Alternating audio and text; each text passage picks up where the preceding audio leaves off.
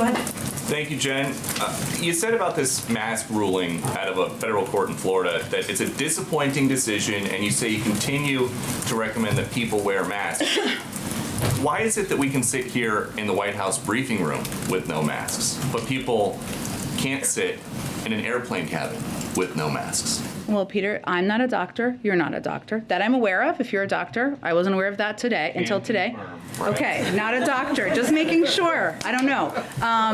And Nor do you play one on TV. nor does he play one on TV. There you go. Most days. But these determinations, remember the masking guidance is green, yellow, and red. We are currently in a green zone in Washington, D.C., so they're not recommending it. Some people can still wear a mask if they want to. Many people do, or wear them in meetings, or wear them at certain times where you're going to be around or sitting close to people, or maybe you have an immunocompromised parent or friend, and so people make that decision. And this is based on health considerations and data that the CDC looks at about transmissibility as we've seen an increase in cases on airplanes. Then would the president support if a flight is leaving from an airport in a green zone, those people don't have to wear masks? Again, Peter, there's been long a difference from the beginning about people on an airplane and in federal transportation vehicles and situations than where they are in locations like we here continue to be in Washington, D.C., a green zone.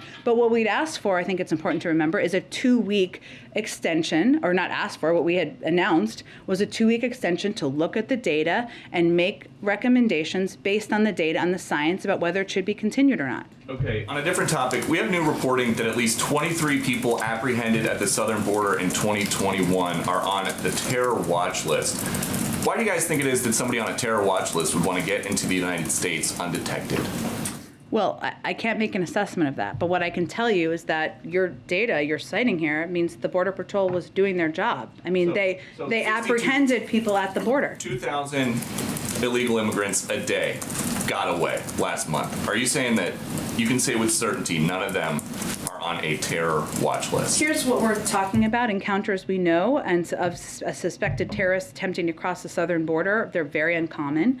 We're talking about a few dozen annual encounters at most, and these encounters represent significantly less than the 0.01% of total encounters per fiscal year in recent years. But I'd note, these individuals, these 23 people, the Border Patrol, they stopped them. They prevented them from getting into the country. They're protecting our homeland and keeping us safe. So the president is not worried about holes in the southern border being exploited by people trying to come in and kill Americans. He's grateful to the Border Patrol for doing their job and stopping these people and preventing them from getting into the country. And one additional question about something that happened a few months ago down at the border. We've been told that the mounted Border Patrol officers the president accused of whipping migrants have been notified they will not face criminal charges. So when is the president going to apologize to them?